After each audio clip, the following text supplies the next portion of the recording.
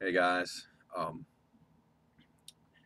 some things too about preterism after I've been thinking about it and kicking around some of the other things that are connected to it. I think it's plain to see that a lot more things would follow if preterism was true. But I really have come to believe that preterism is really just a form of anti Semitism.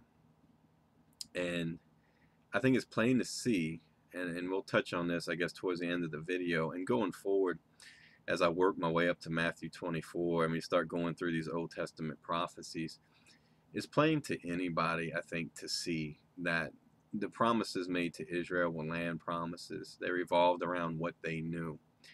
And it doesn't make much sense to reinterpret those things because it's like just like the thing with Second Peter. Even if preterism is true, Peter used the wrong words to describe something that was not physical. When you start talking about elements or constituents of things, you're getting very precise in your language. But looking at the the beginning of preterism, and it is kind of hard to find these things on the internet. You got to kind of keep looking and looking and looking. But there are some things here I found about this Luis del Alascar, the Spanish Jesuit of Seville. He is the founder of what we call preterism, okay? And even if people want to say it was handed down through the another, if it came down through some form of church father or some, preterism traces its roots back to this gentleman here. He was a Jesuit, and as I started thinking about this more and more, you know, the guy is basically, a Jesuit is a former Catholic. And his understanding is him being a Trinitarian, one, two, having this pagan doctrine of a soul, and, looking at just how this thing came to be. And this is the other thing.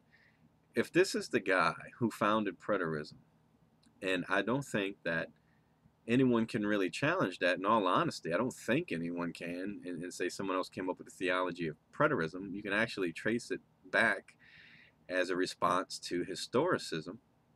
Here are some of the main tenets of what de Alascar had written down in his writings about preterism, what came to be known as preterism. So to me, this would pose some interesting questions. One, it's just like the doctrine of the Trinity.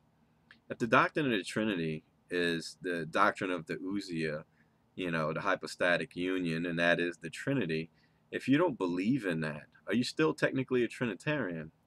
And I would say if a guy found preterism, and his name was Louis de Alascar, and he founded preterism, and like I said, I don't think there's much ground to challenge that. If you don't believe what he believed, are you really a preterist to even begin with? And then it opens up these other interesting discussions about, well, what is a person then if he doesn't believe in the original doctrine of preterism? What are you? But this is what he believed, some of his main tenets. He made the seals of the early expansion of the apostolic Christianity.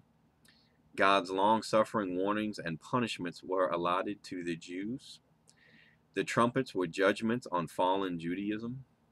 The two witnesses, the doctrine and holy lives of the Christians. Those are the two witnesses. So after the persecution, Christianity would arise with a new glory and convert many Jews. Revelation was the apostolic church bringing forth the Roman church. The first beast of Revelation 13 declared to be the persecuting arrogance of pagan Rome. The second beast is carnal wisdom. Revelation 17, the mystical meaning of the idolatrous ancient Rome. In Revelation 18 is its conversion to the Catholic faith. And we all know what Catholic faith he's talking about. This is before the 1800s, clearly. So, but that's what I've noticed about preterism. To me, it's anti-Semitism. And, let me elaborate all that before people some might get upset about me pointing that out, but what do you do when you deny a race of people even exists? You know, and it only seems to be with them. I don't know if a preterist would tell an Indian that he's not an Indian, right?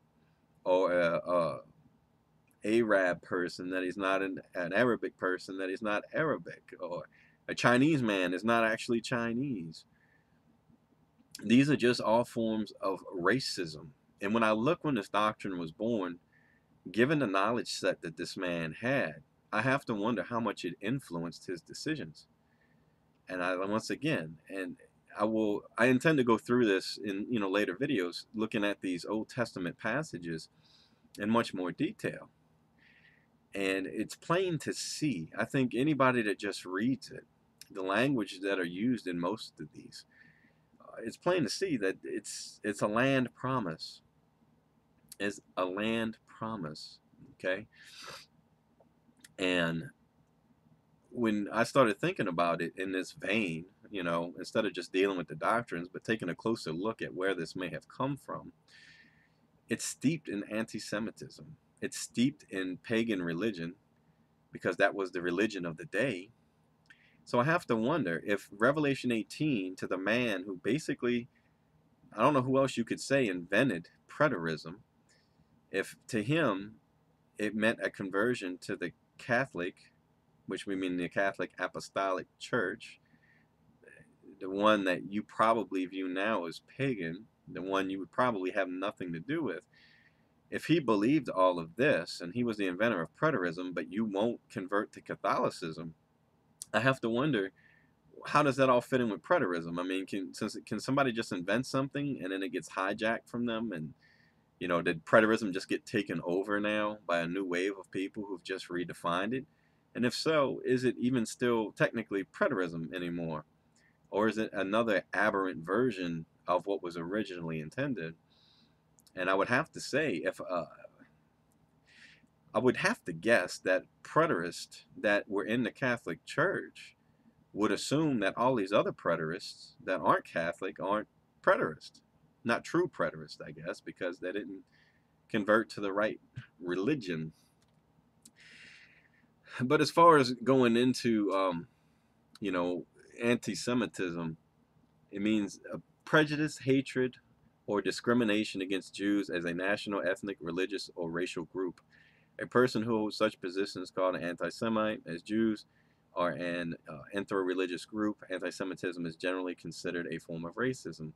Now, I have to wonder now, in the modern day, in the people that look at Israel, and I'm sure, the preterists, I guess, would have to say there is no special reason for them to have that land, and could possibly object to the people that were forced out of it after World War II, when Israel was reestablished, which has always given me thought that this small group of people could retake this country with the help of, it's not like they did it all on their own. It was a series of events that led to them getting their country back.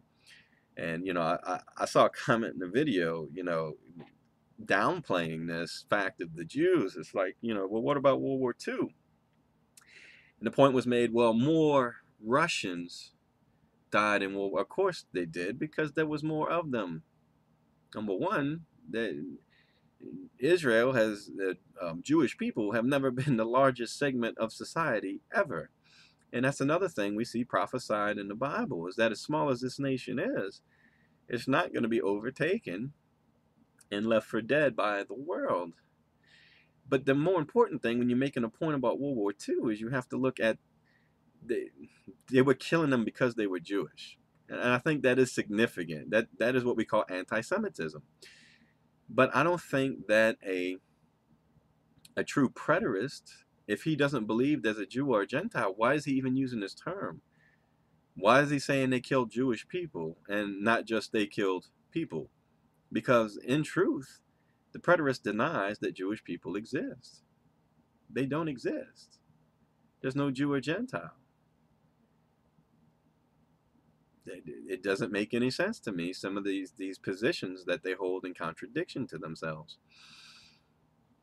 And looking at some of the Old Testament passages, there is something I have noticed in all of this, and it's a sad truth, is that it seems everyone, no matter what position they hold, is treating these books like they're all saying exactly the same thing, and they're not. They don't. To me, they're coming from one source and they're trying to define it in their own way, but that leads to them not saying the exact same thing. And people pick and choose. They just pick the ones that are more convenient to their version of it. But what you have to do is figure out exactly which one is more suited to be the best case for the actual truth.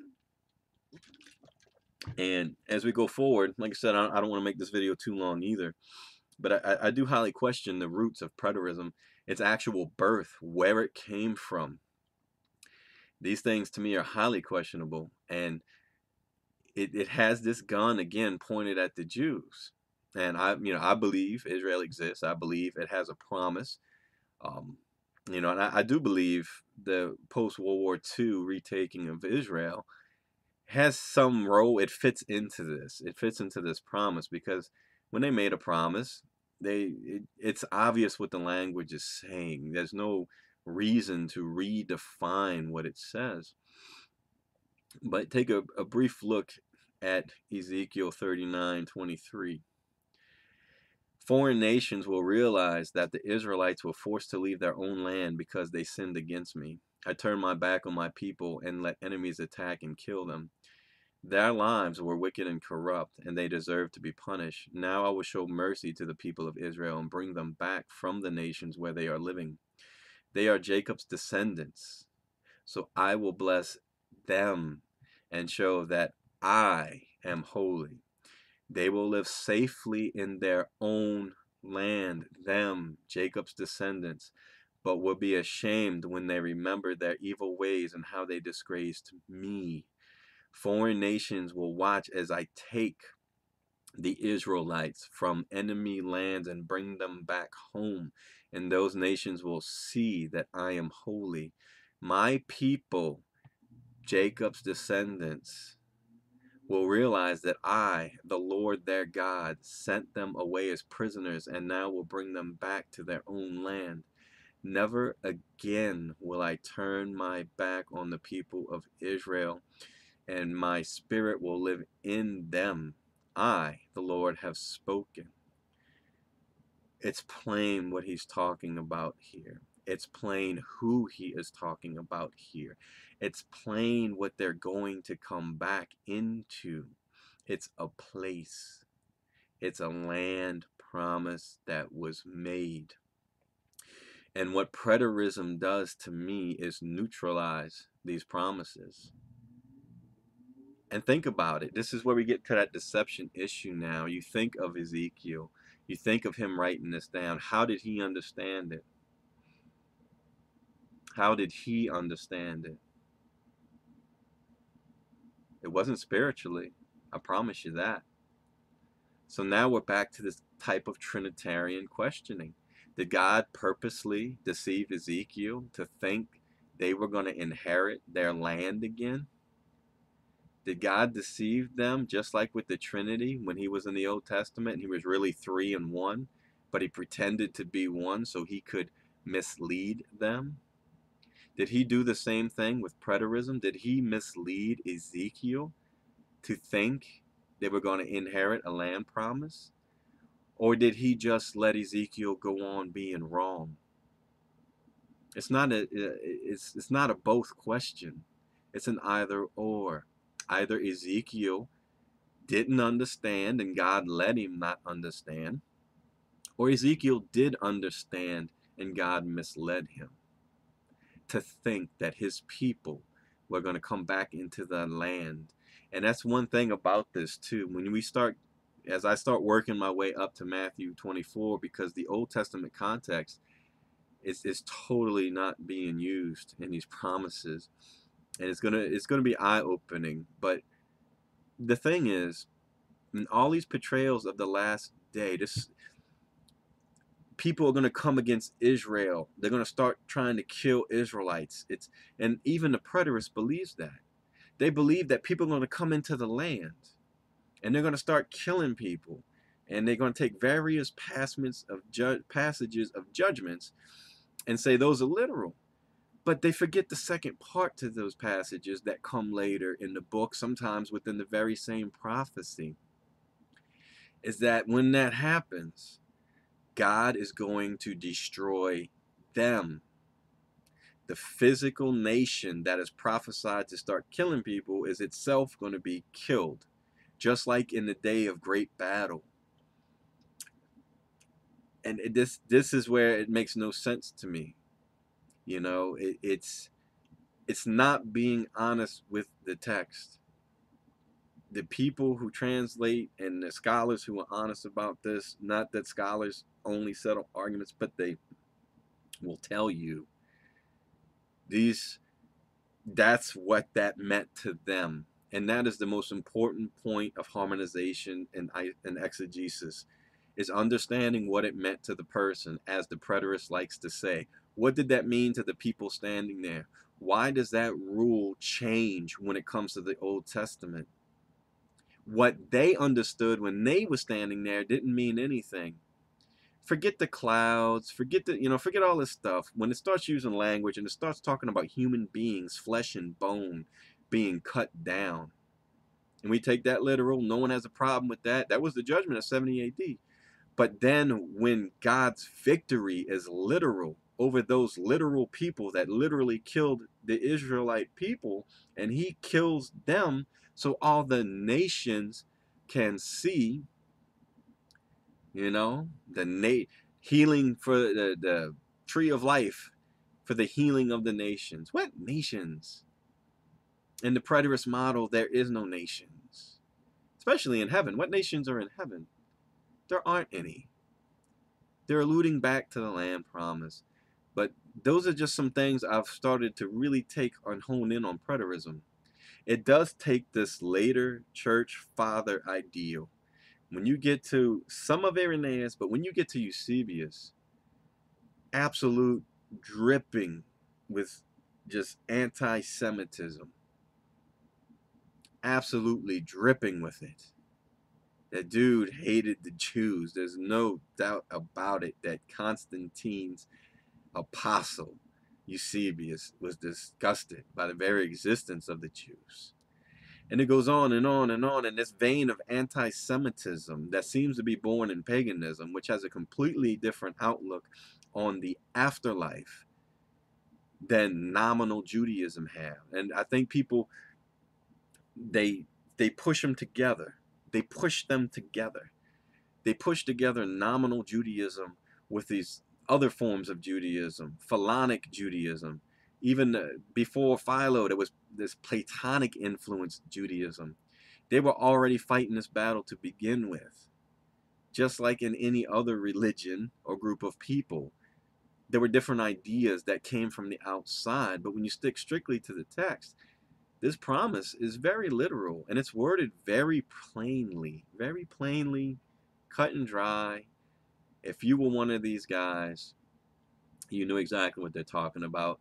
And you can get a feel for this. Even look at Mary when she's looking for Jesus when he's been crucified. She doesn't think Jesus went anywhere. She says, "What have you done with my Lord? What have you done with Jesus?" That body. It gives away what she held already to be true. And it's just odd to me. But I do see in this vein of anti-Semitism. What else do you call it when you deny the very existence of a people who to this day are still being persecuted because they are Jewish? The Muslims want to kill them for the simple fact that they're Jewish. I mean, and then you deny that they exist. It's strange. But that's some of the things I've noticed looking into this. And what does it mean when the founder of preterism doesn't believe the same thing as a modern day preterist? What do we have going on there? How many times have I seen in the Unitarian community that, we tell them, well, if you don't believe in the proper Trinity, you're not really a Trinitarian. Well, if you're not converted to the Catholic faith, what does that mean?